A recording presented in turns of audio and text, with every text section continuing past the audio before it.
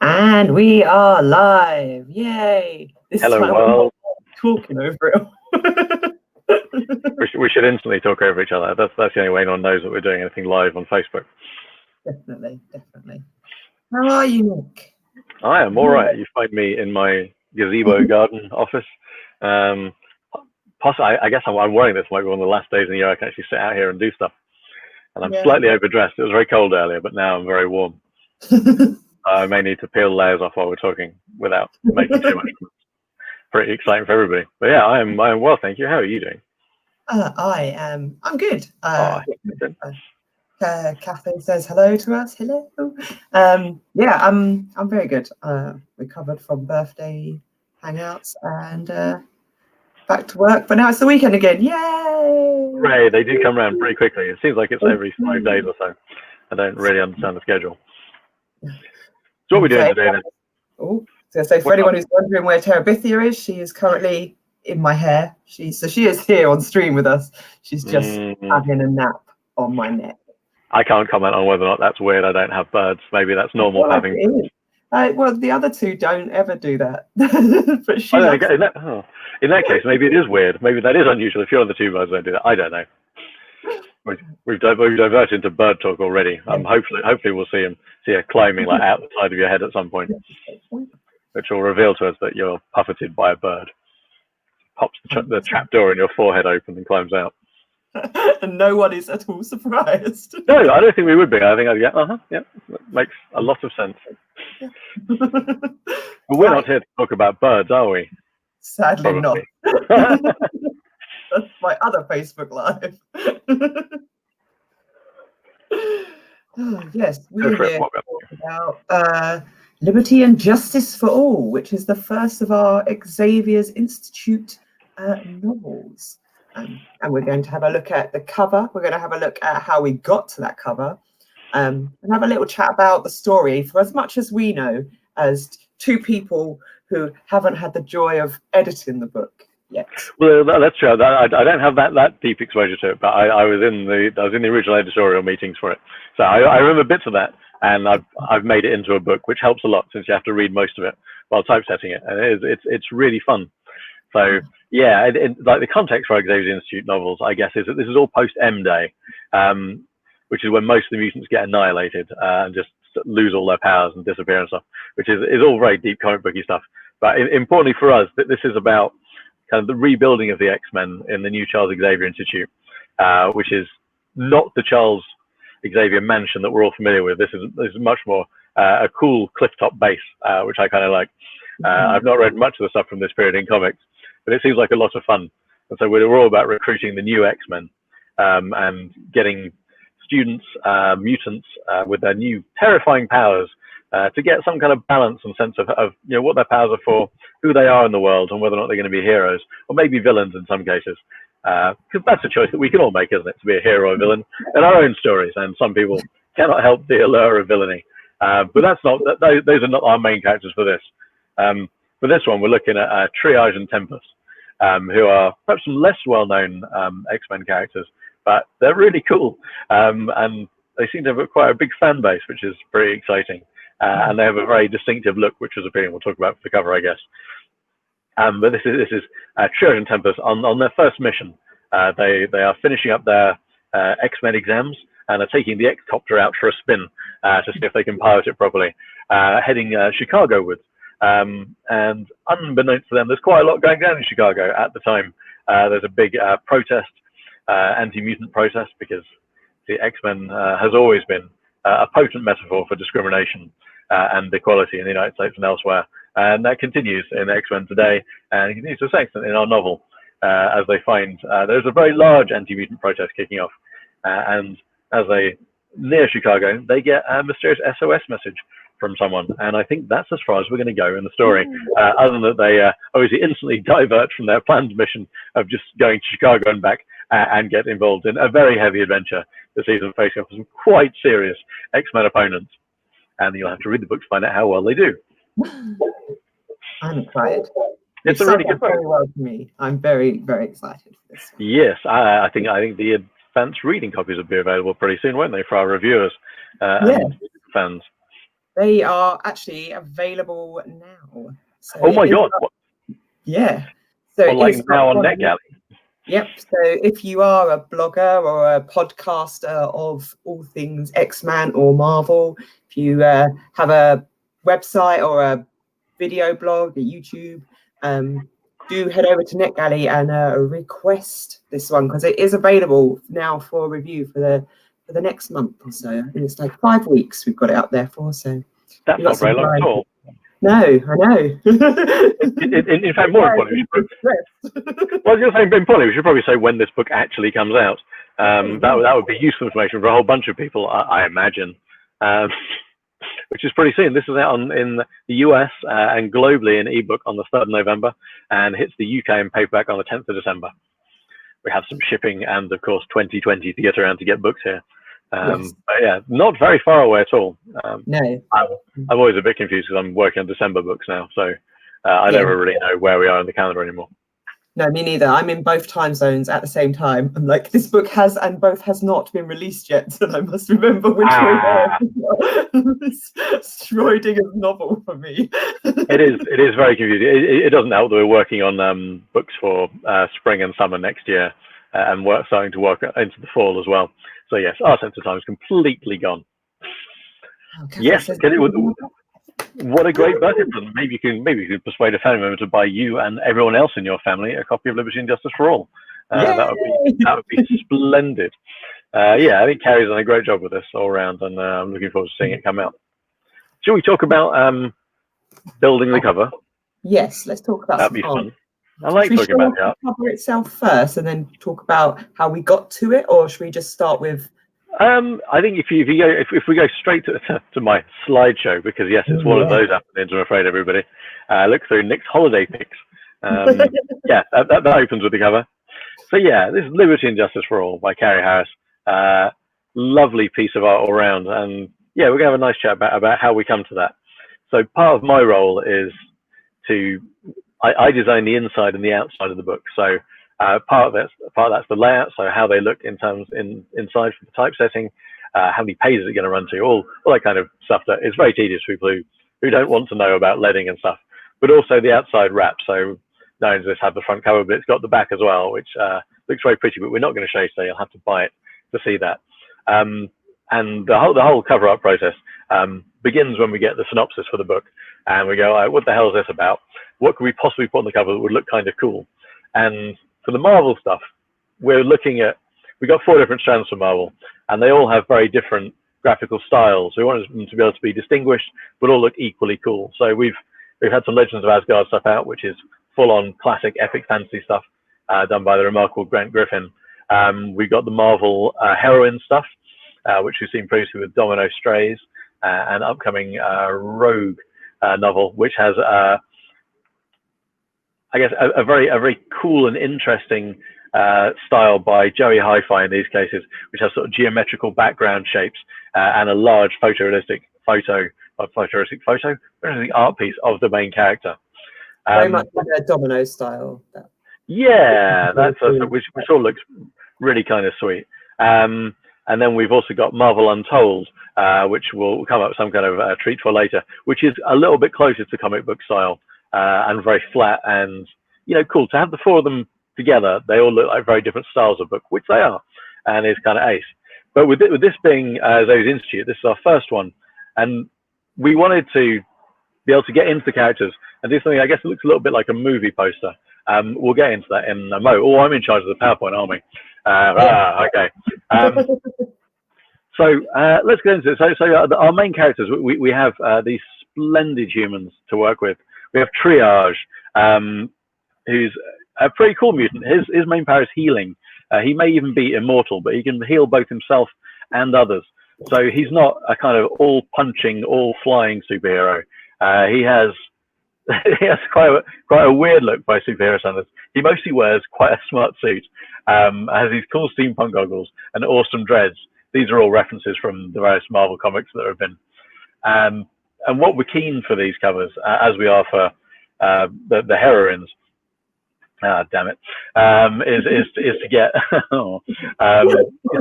We want to represent these characters as they appear in the comics, but we're looking for them to look much more like a movie. So we want to turn these comic characters into real humans for the cover, and that determines a little bit what we can do with them. Since Charles doesn't have any sort of magic powers like that he manifests, we don't get to do big fancy boops of energy around him and stuff. But he does have this cool staff, which we're happy to get in there somewhere. He's contrasted with Tempus, who's Australian chronokinetic, which is awesome. She gets to throw around time bubbles, so she can freeze time. She, in fact, in the comics, travels back in time and has done already by the beginning of this story.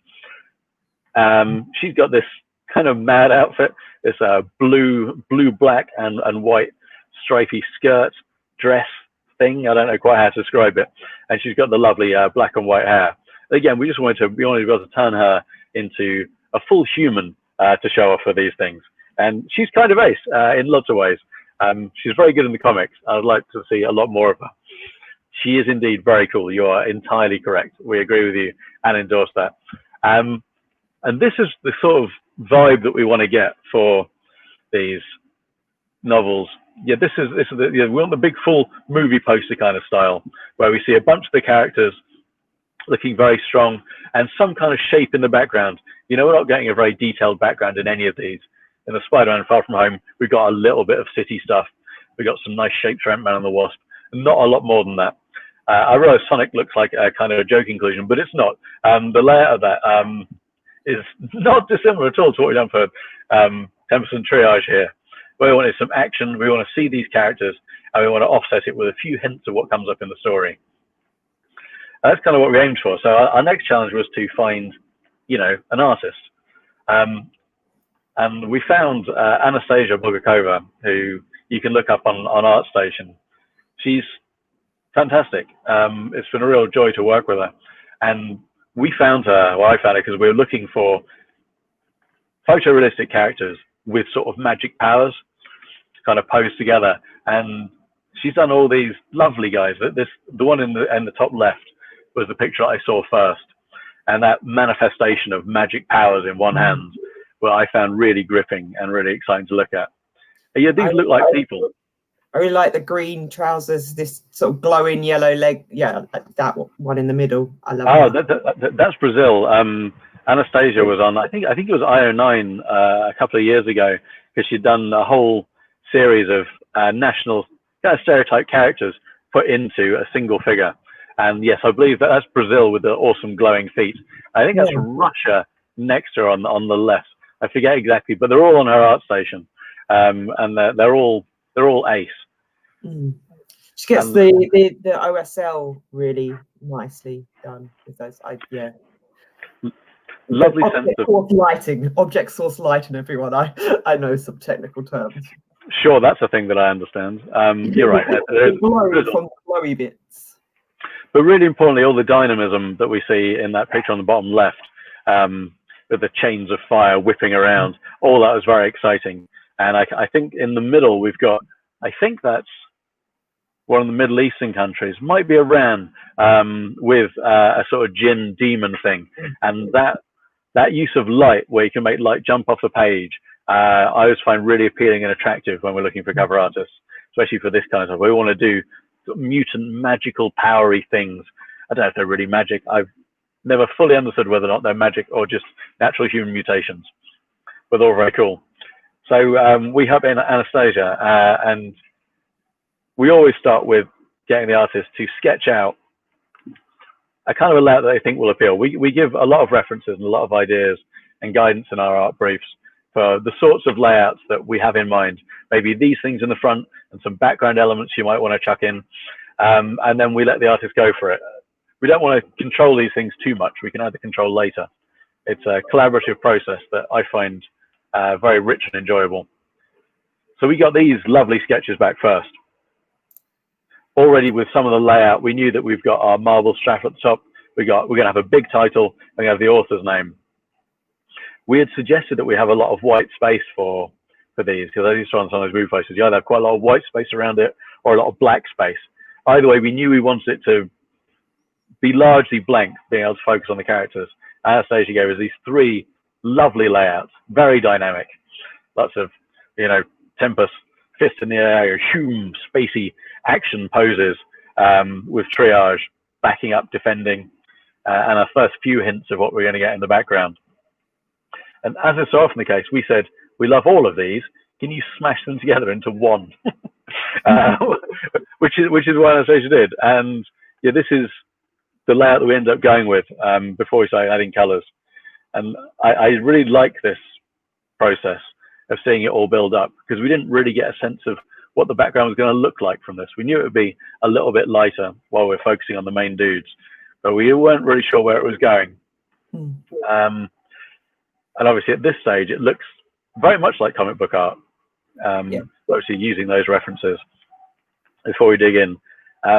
But when we added color, it changed insanely. And straight away, the characters were coming to life. This is still a pretty early sketch.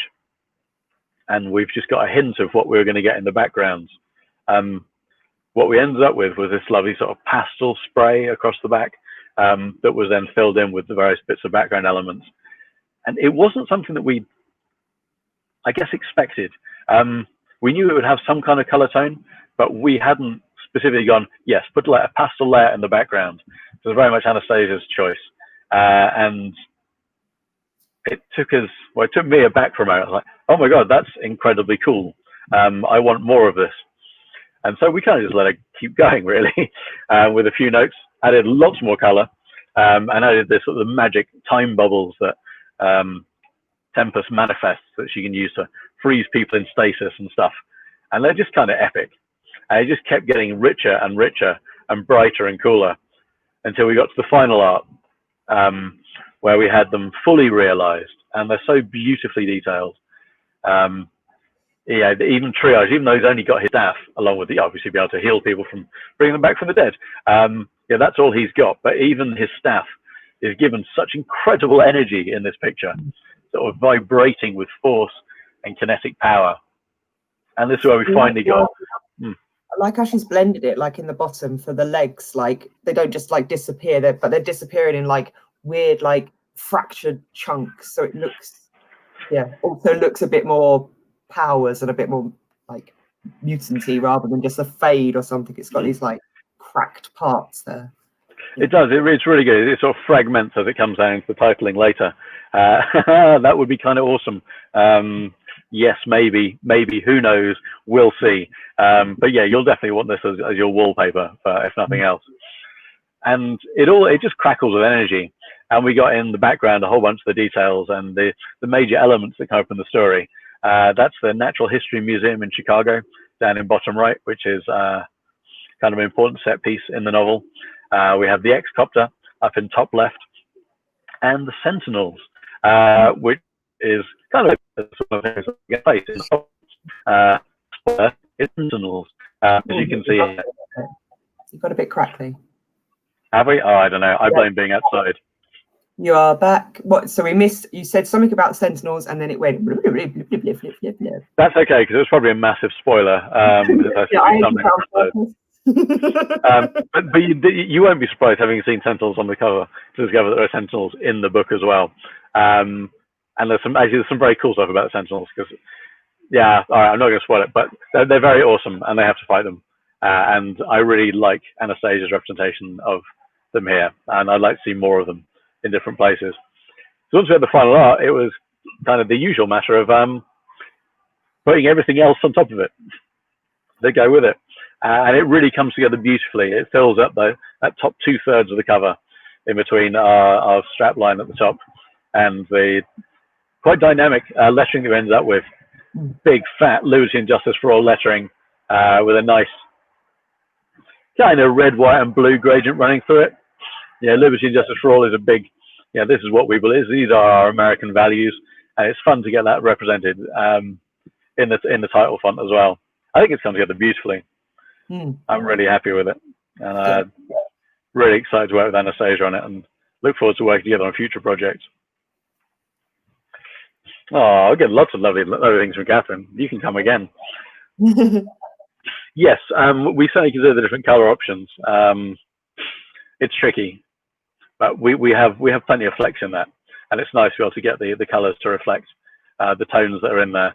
That purple itself is taken out of, I think we took it originally out of the very darkest part of Tempest's hair, where it blends into the pastel shading, to give you some hint of the absurd level of detail for choosing these things. But yeah, it's kind of awesome. I'm excited to see what people are enjoying with it. Yeah, kind of ace. Would you like to ask anything about it, Anjuli? Now that I've talked for half an hour. I really like, so I really like the use of negative space in it, so the white backgrounds on it. Like, why did you decide for this one that's what you wanted, like this? Partly because it's different from the others. You know, part of it's separating out our 4 Marvel strands very clearly, not just by describing them as Xavier's Institute or Legends of Asgard. We want them to look and feel different. We think those strands have a different vibe. Yeah, the Legends of Asgard is big epic fantasy, so that should look like epic fantasy. These Xavier's Institute are very much about people coming into their powers. There's a coming of age aspect to that, but core to the X-Men is working together as a team.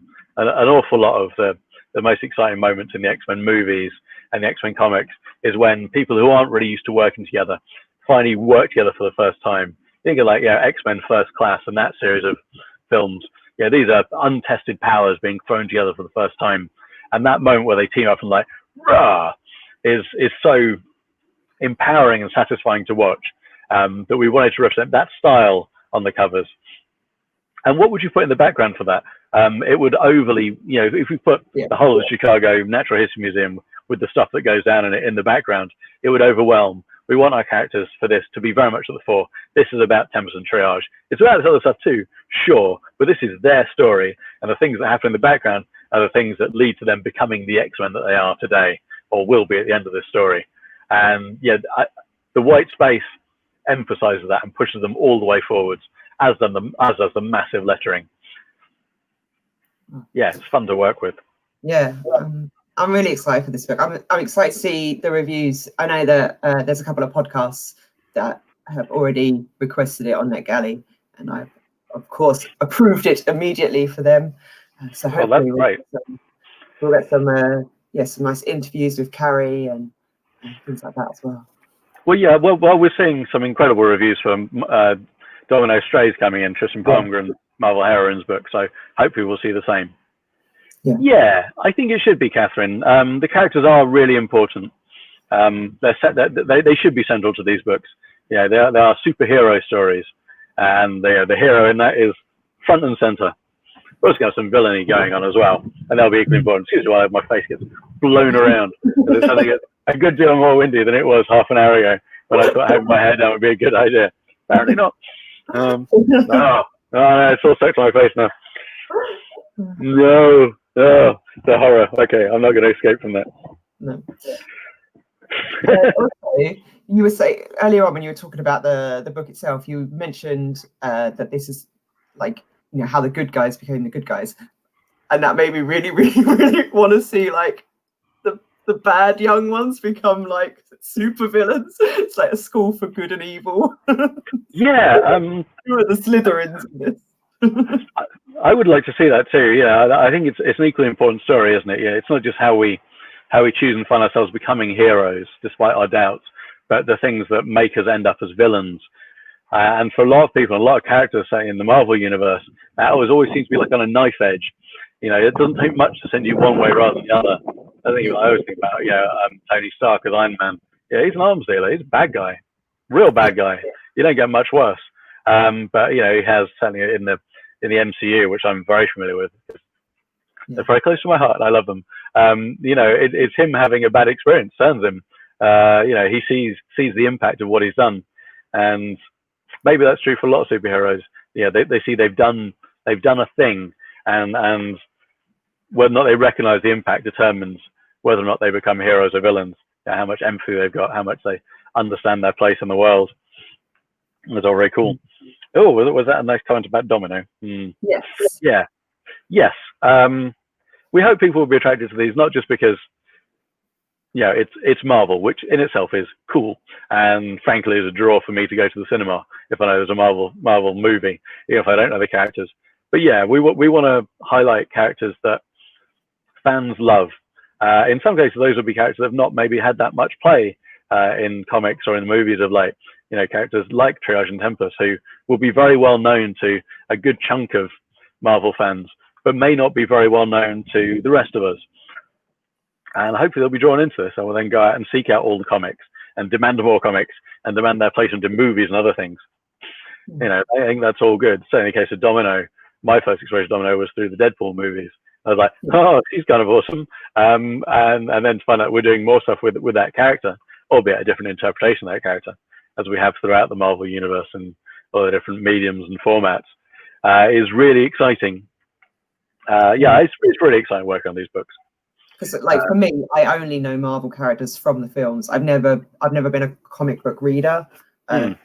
For me, because I speed read, like a comic lasts me 3 seconds. I'm like, oh, I paid all this money for this thing that I got 3 minutes of enjoyment from. It makes me sad. I never got into comics ever, or graphic novels and such. Oh no, that's very sad. I like looking at the pictures of them, but I never really was a comic person. Interesting. The only ones I have are my Rick and Morty versus Dungeons and Dragons ones. Only because of the fact that I love it. Well, that's quite very useful. One of the things that changed for me for comics. Oh, there you go. Your trap door opened and your bird flew out. You now can't speak or do anything, I guess. One of the things I found for comics, I guess in the last 10 years or so, was digital comics, because it slows things down for me. So I can read it a panel at a time rather than looking at a whole page at a time, and I found that great, and so much. Oh, Catherine's going to send us loads of hints, isn't she, of things that we need to go on reading comics from.